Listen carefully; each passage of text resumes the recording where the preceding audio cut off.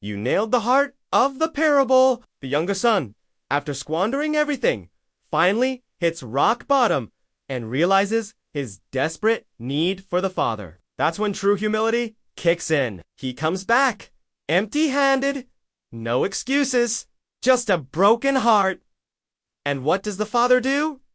He doesn't scold or shame him. He runs, embraces him, and covers him with the robe God's righteousness. Not the son's. The ring. That's the promise. The covenant.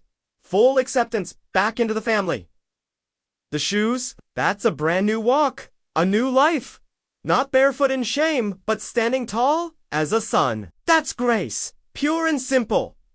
But look at the older brother. Outwardly, he's got it all together. Hardworking, never left home. But inside, he's bitter, self-righteous, and disconnected from the father's heart. He thinks he deserves more because of his works. But he's missing the point. The real connection with God isn't about keeping score or doing everything right. It's about recognizing you've got nothing to offer but your need, and letting God's grace do the rest. The Pharisees were just like that older brother, always judging, never rejoicing when a sinner comes home. Don't fall for that trap. God wants your heart, not your resume. Sapagkat ang anak kong ito ay patay at muling nabuhay, nawala siya at natagpuan. At nagsimula silang magsaya. Lukas 15, talata 24 kay JV.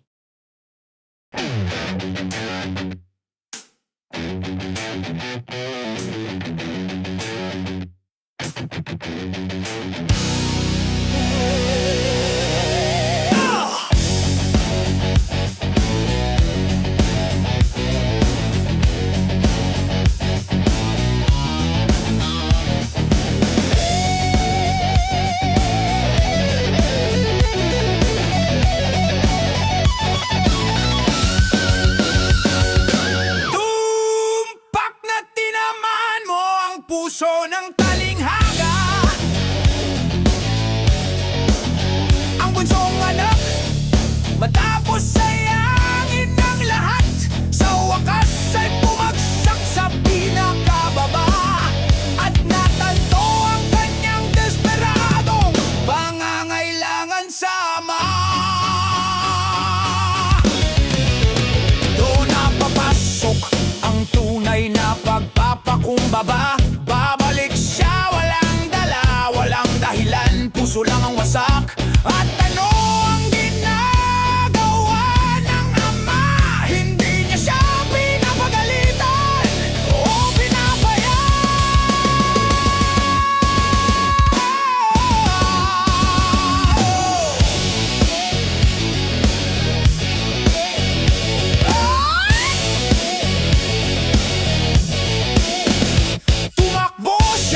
niyakap siya at tinakpan ng balabalang katwiran ng Diyos. Hindi nanganak ang singsing, yan ang pangako, ang tipan, ang ganap na pagtanggap.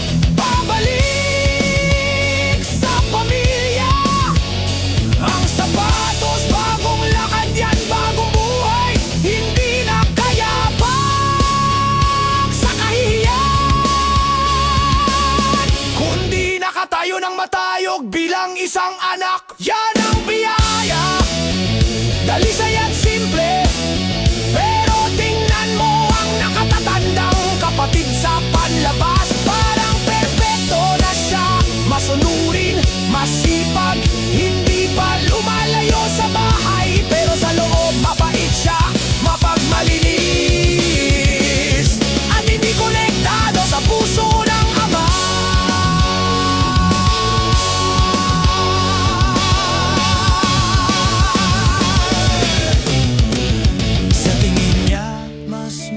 Siyang nararapat dahil sa kanyang mga gawa, pero hindi yan naiintindihan ang punto. Ang tunay na koneksyon sa Diyos ay hindi tungkol sa pagbibilang ng puntos o paggawa ng lahat ng tama. Ito ay tungkol sa pagkilala na wala kang maialok, kundi ang iyong pangangailangan at pagpapalala.